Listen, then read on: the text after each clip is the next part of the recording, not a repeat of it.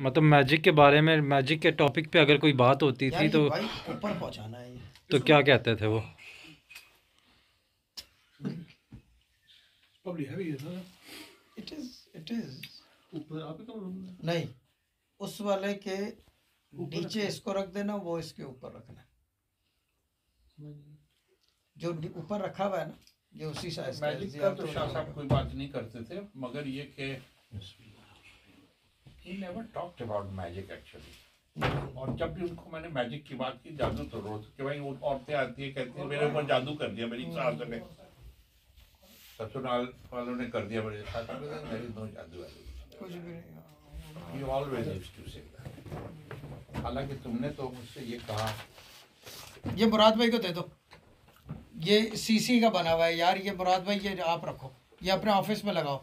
ये सीसी का बना हुआ है, जरा दिखाओ ना, कैमरे में दिखाओ ना। कैमरे में दिखाएं जरा। हाँ ये मैं शहजाद को डोनेट इधर करता हूँ। इधर दे दो।